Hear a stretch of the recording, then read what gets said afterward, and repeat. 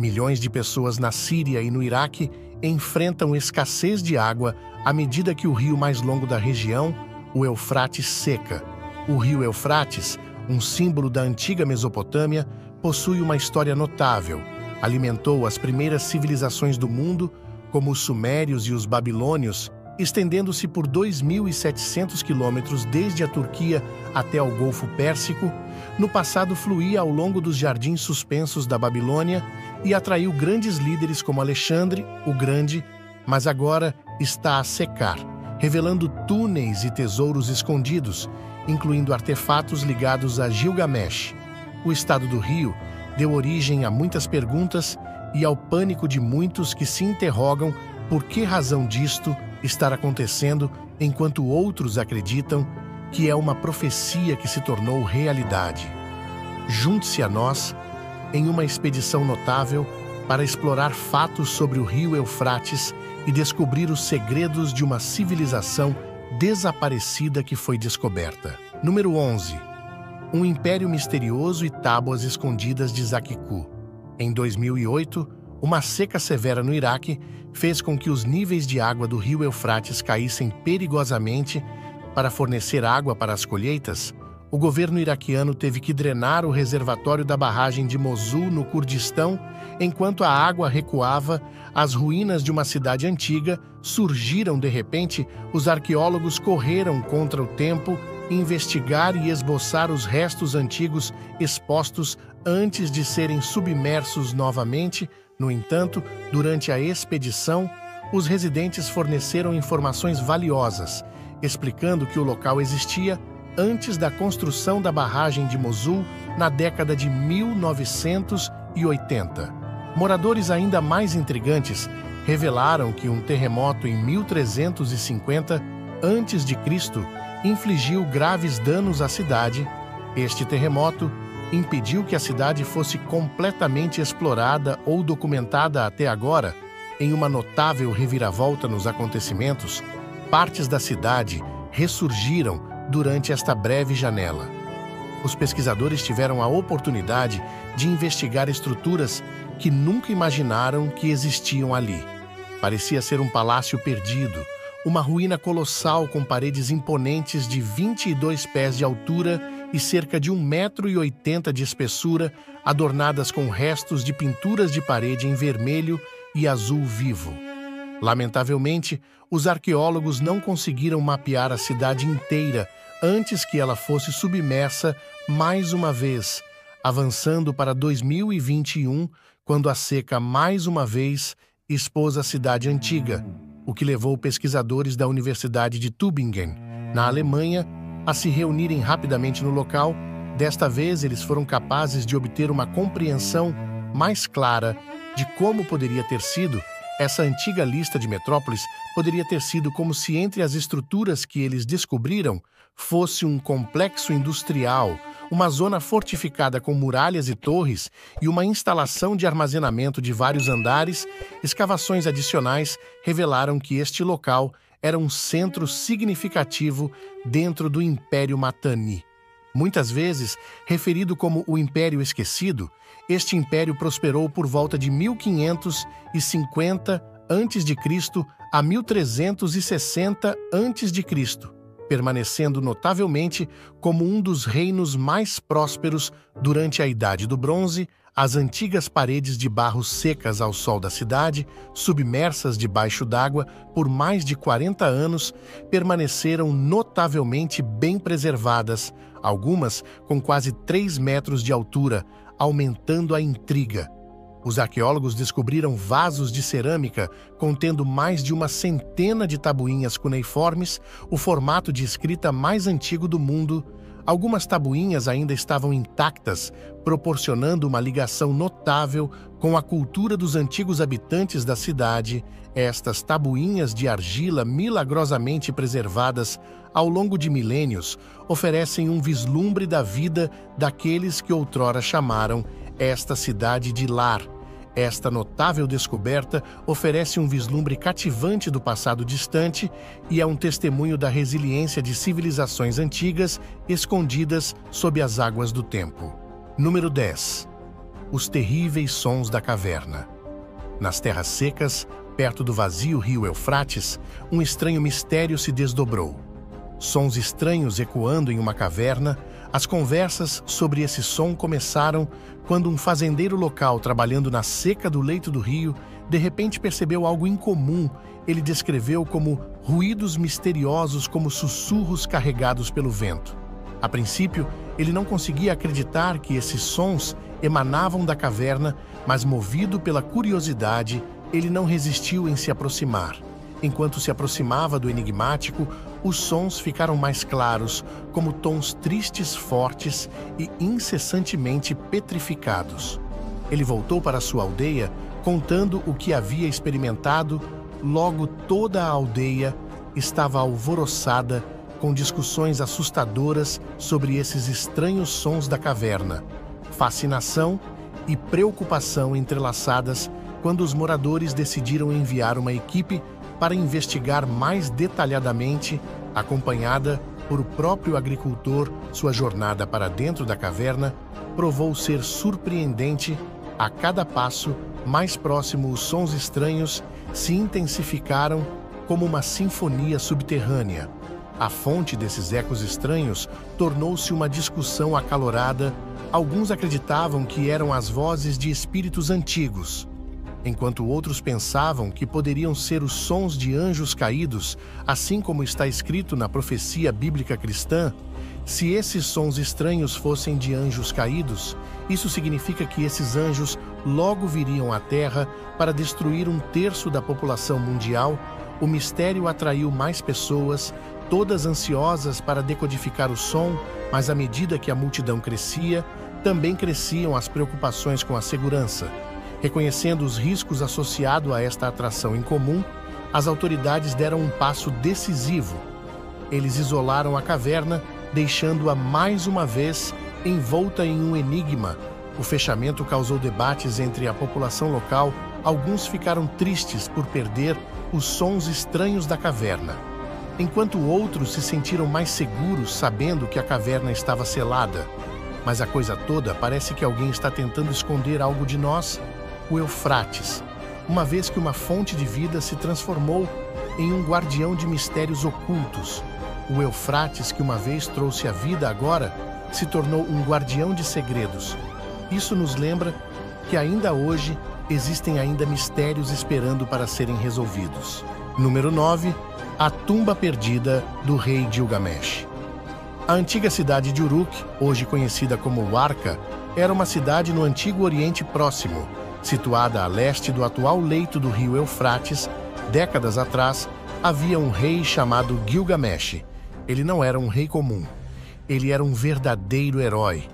O povo de Uruk contava histórias de sua incrível bravura, e seu nome seria lembrado por muito tempo na tentativa de manter sua cidade segura. Gilgamesh fez amizade com um lutador feroz chamado Enkidu. Juntos, eles enfrentaram e derrotaram monstros assustadores e lutaram contra inimigos ferozes. Um desses inimigos era Humbaba, um guardião da floresta de cedro no ano 2700 anos antes de Cristo. Após Gilgamesh e Enkidu derrotaram Humbaba, eles até cortaram os antigos cedros daquela floresta. Derrubar as árvores causou muitos problemas, pois os deuses da floresta ficaram tão furiosos que procuraram uma maneira de lidar com Gilgamesh e Enkidu. No ano de 2680 a.C., algo muito triste aconteceu com Gilgamesh naquele ano em que os deuses misteriosamente levaram Enkidu, e isso encheu o coração de Gilgamesh de profunda tristeza. Depois de um curto período de tempo, Gilgamesh decidiu procurar uma maneira de viver para sempre.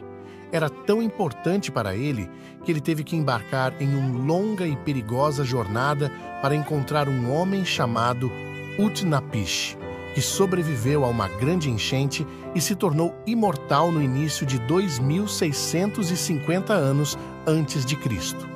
A jornada de Gilgamesh foi cheia de desafios e perigos. Ele enfrentou leões ferozes e escorpiões perigosos, e ele até cruzou um vasto mar para alcançá-lo. Mas quando ele finalmente conheceu o homem imortal, ele aprendeu que a verdadeira imortalidade não era para os humanos. No entanto, Utnapishtim contou a Gilgamesh sobre uma planta especial que poderia torná-lo jovem novamente. Em sua busca pela planta, Gilgamesh enfrentou uma serpente que roubou a erva preciosa dele. Ele voltou para Uruk sem a planta, mas ele ganhou algo ainda mais valioso, uma compreensão mais profunda da vida. Gilgamesh se tornou um rei mais sábio e gentil. Ele governou Oroch por muito tempo e tornou-a uma cidade próspera. Ele mostrou a todos que a verdadeira maneira de ser lembrado para sempre não era através da imortalidade, mas através do legado de suas ações.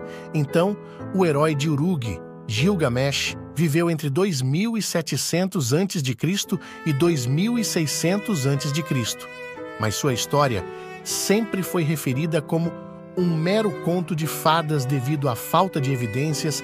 Recentemente, o rio Eufrates acabou de ser fechado quando algo enorme finalmente emergiu: a tumba perdida de Gilgamesh.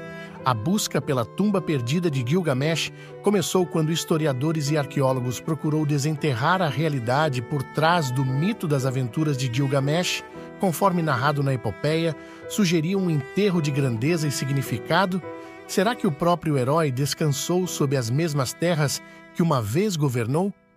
A perseguição deste antigo enigma levou especialistas LED até as margens do rio Eufrates, um lugar onde mitos e realidade convergiram, e sua perseverança deu frutos.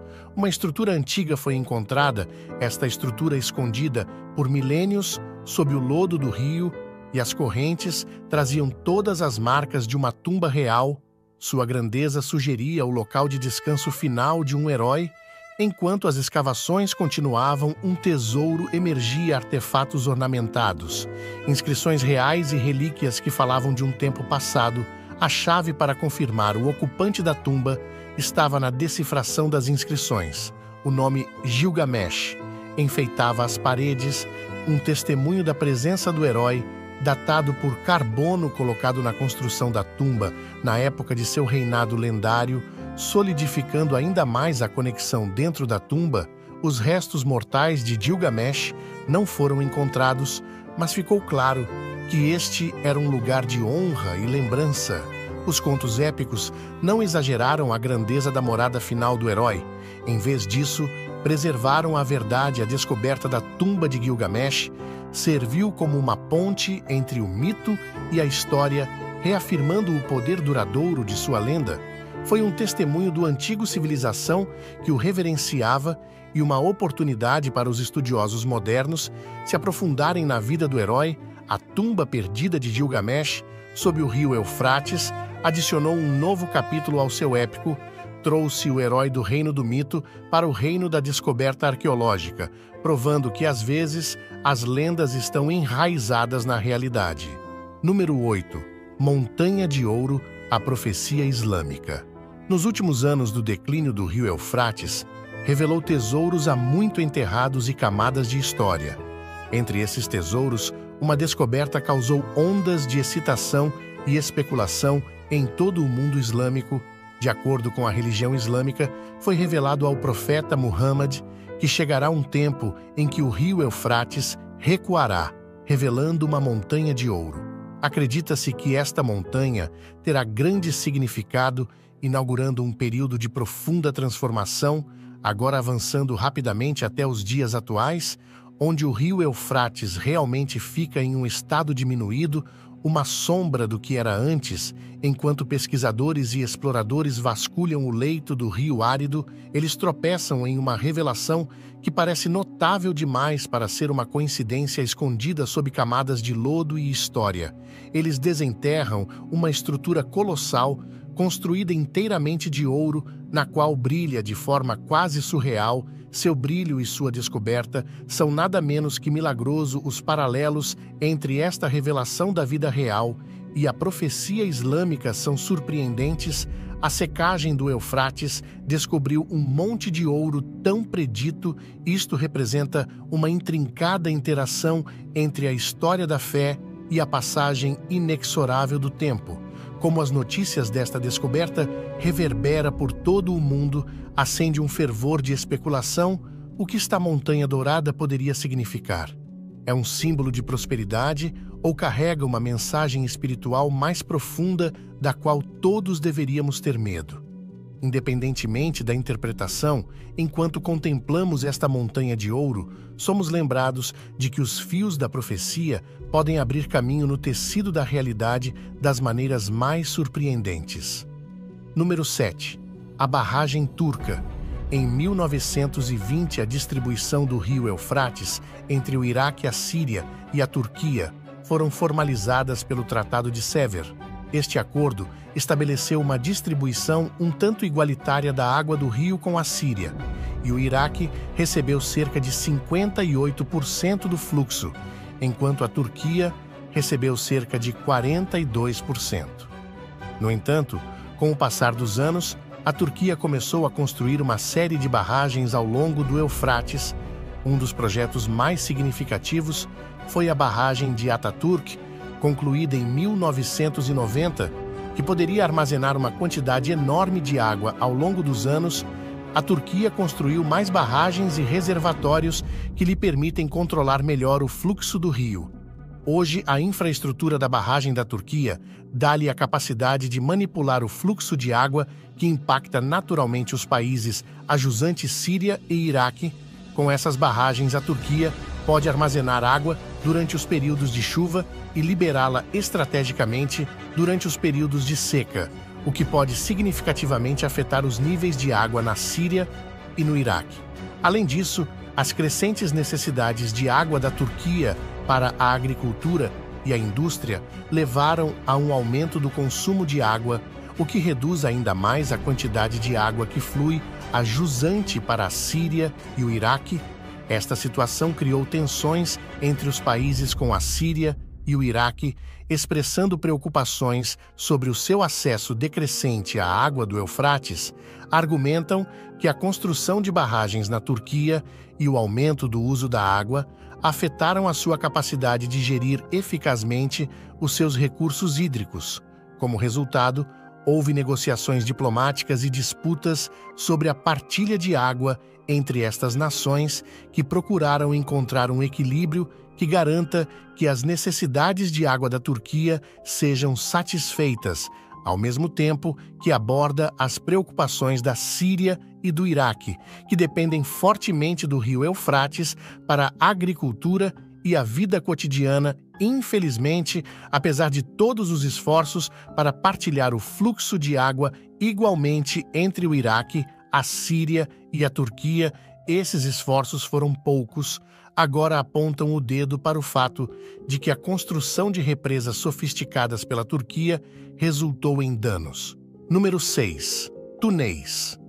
Em meio às antigas areias da Mesopotâmia, onde a história Inca foi gravada pela primeira vez, um profundo segredo de engenharia estava escondido sob as águas do rio Eufrates.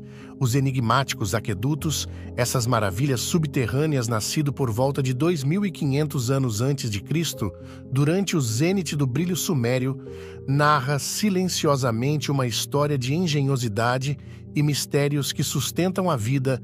Seu papel mais vital era como uma tábua de salvação para a agricultura durante um verão escaldante ou um inverno gelado na Mesopotâmia, o que não é ideal para as colheitas. Os cursos de água vieram em socorro, garantiram que os campos além das margens do rio recebessem a água necessária para uma colheita frutífera. Mas esses aquedutos fizeram mais do que apenas ajudar as colheitas a crescer.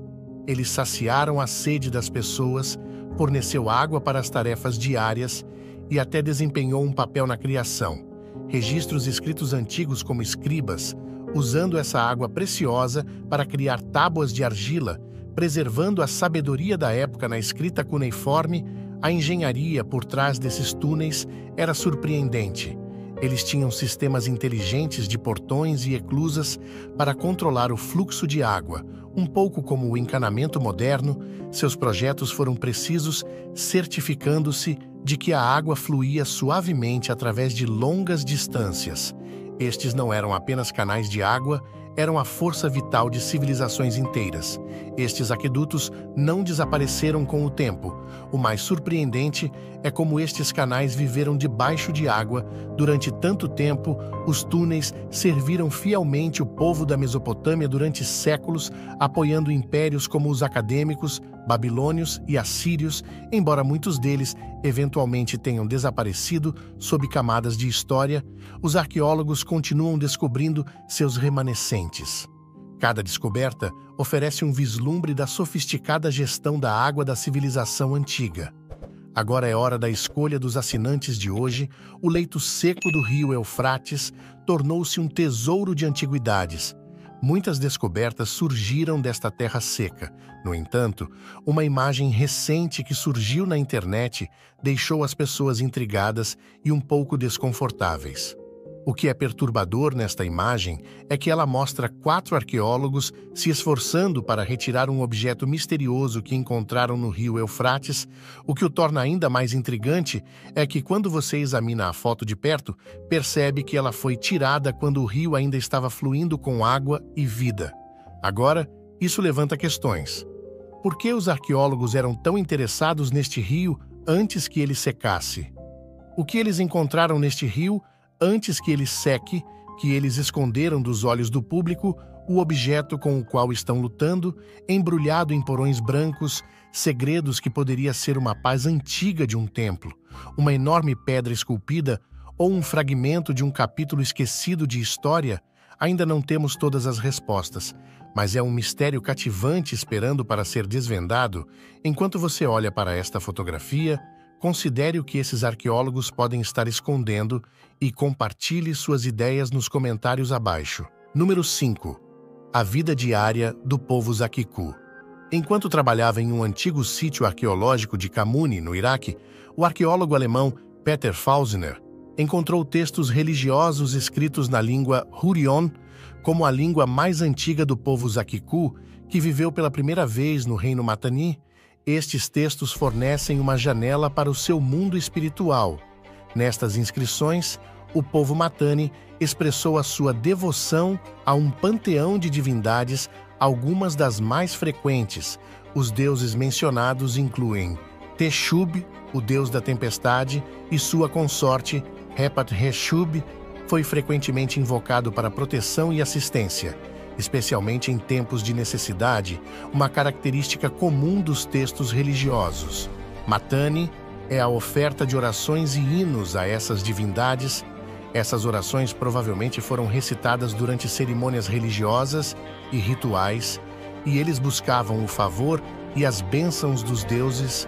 O povo Mitanni acreditava que seus deuses tinham o poder de influenciar vários aspectos da vida, incluindo a fertilidade da agricultura e a proteção contra inimigos.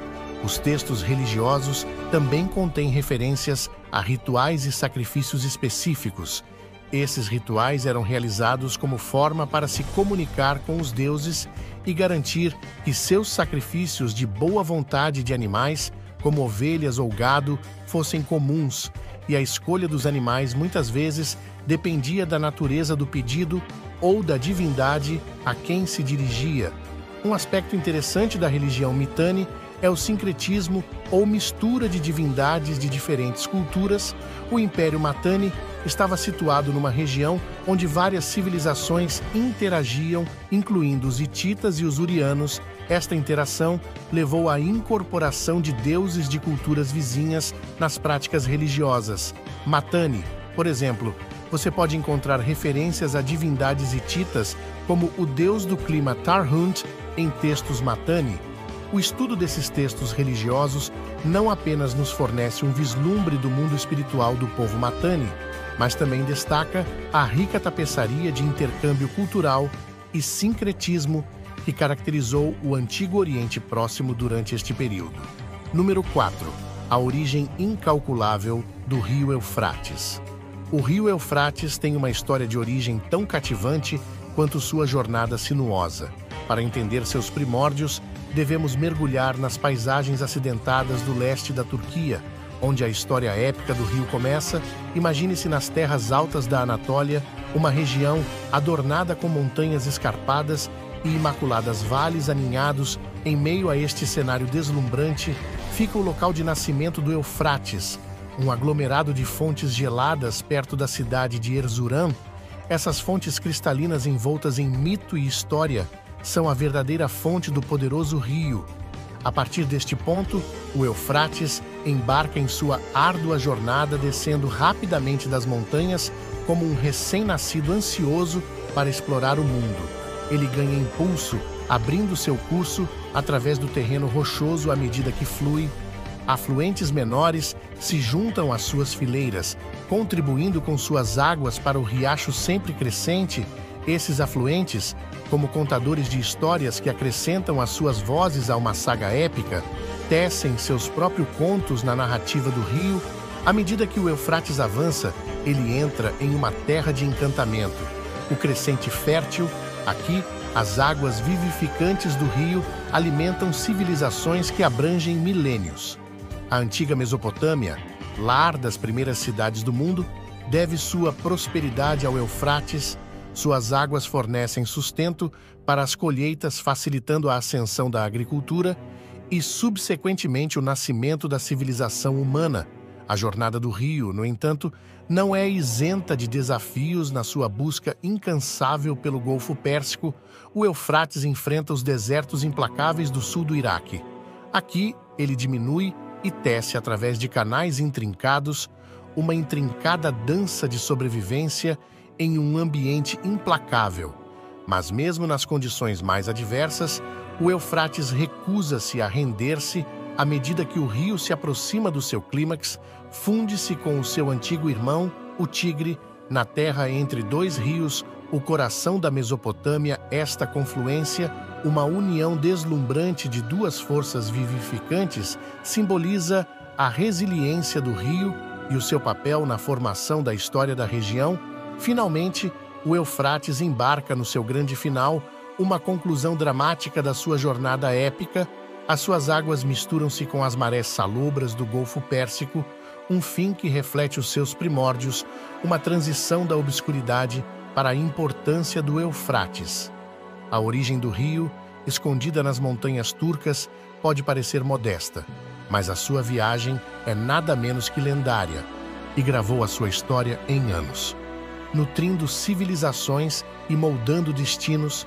Desde as fontes geladas até as margens do Golfo Pérsico, este rio é mais do que apenas água, é uma tábua de salvação, um contador de histórias e uma testemunha da grande tapeçaria da existência humana nas terras antigas que chamamos de lar. Número 3. O ecossistema oculto do Eufrates.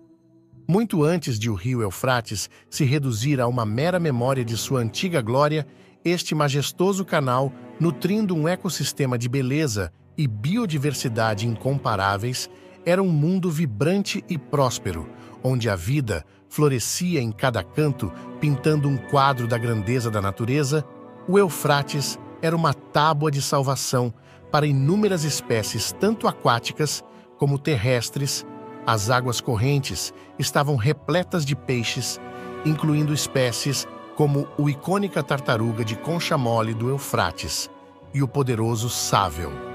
Essas águas não eram apenas uma fonte de sustento, mas também um playground para inúmeras espécies de pássaros que desciam para capturar suas presas aquáticas.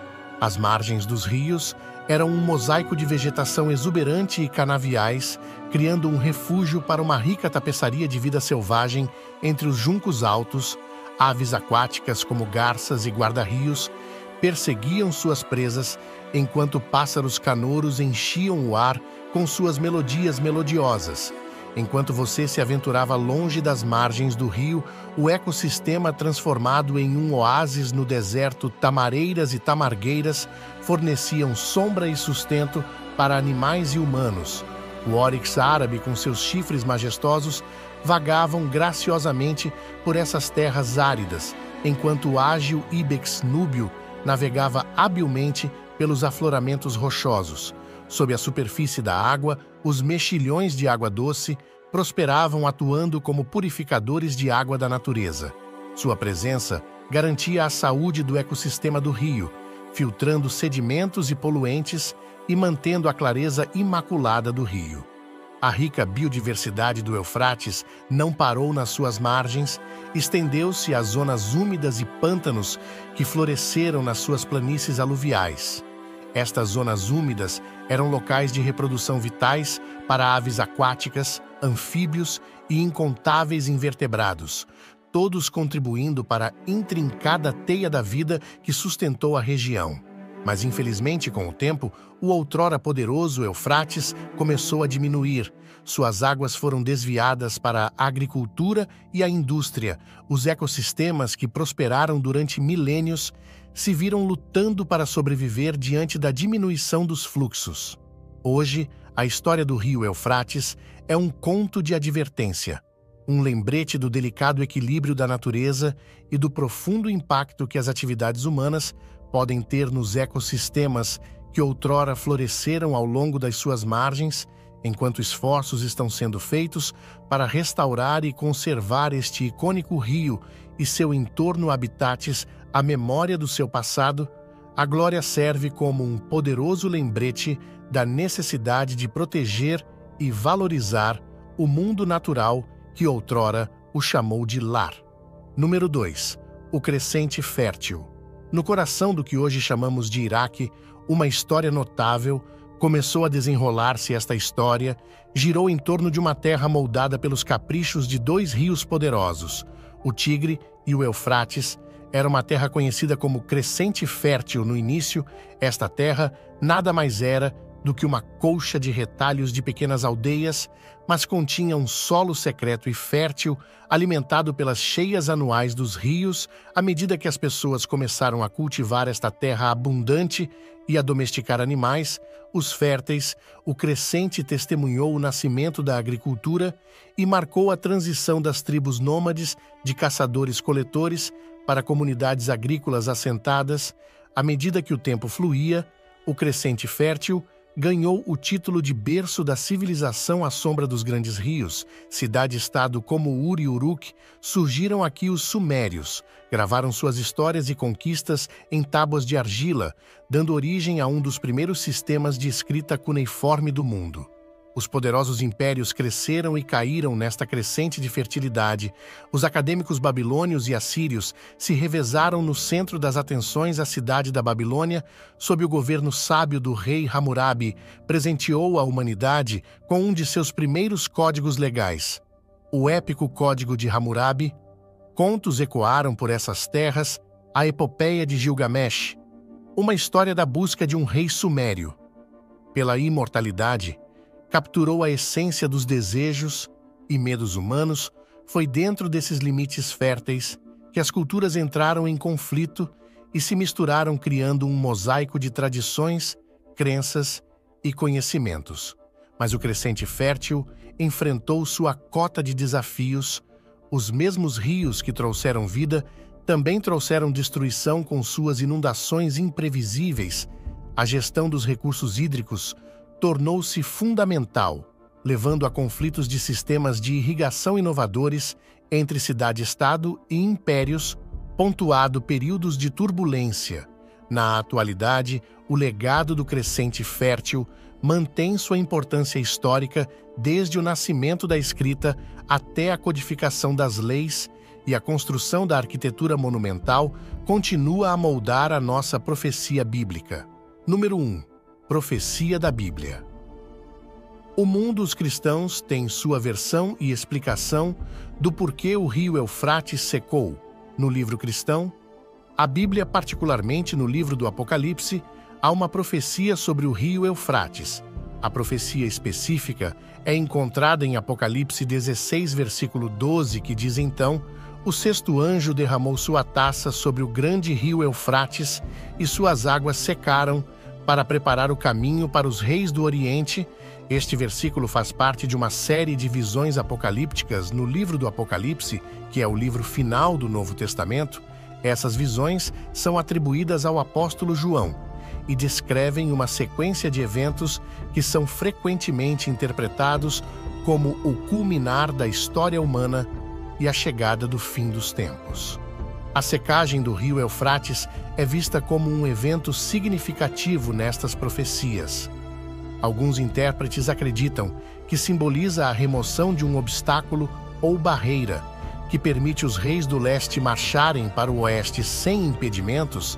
A identidade desses reis orientais e a natureza exata de seu papel nos eventos apocalípticos são assuntos de debate entre os estudiosos bíblicos e as tradições religiosas. As interpretações desta profecia variam amplamente, com alguns vendo-a como uma representação metafórica ou simbólica de eventos espirituais ou políticos. Outros veem isso como uma previsão literal de eventos futuros, pois muitas passagens do livro do Apocalipse são influenciadas por crenças religiosas e perspectivas teológicas. É importante notar que as interpretações das profecias bíblicas podem variar significativamente entre diferentes denominações religiosas e estudiosos, e não há uma interpretação única universalmente aceita desta profecia em particular. Ainda assim, muitos crentes cristãos hoje veem a enorme seca do rio Eufrates como a concretização da profecia bíblica. Obrigado por assistir a este vídeo. Até o próximo.